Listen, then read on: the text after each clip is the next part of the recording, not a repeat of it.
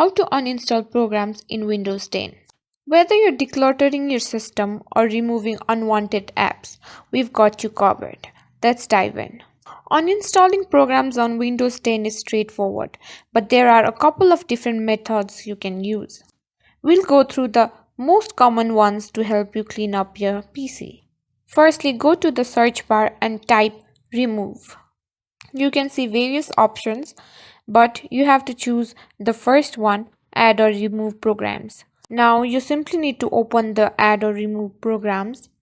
Now here you can see the list of apps that are installed on your PC. Scroll through the list of apps until you find the one you want to uninstall. So I'm going to uninstall Disney Plus. Click on the three dot and press uninstall.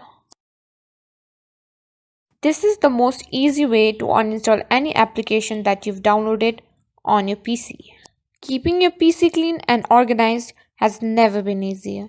If this tutorial helped you, please leave a like, subscribe to our channel and hit the notification bell so you won't miss any of our future guides.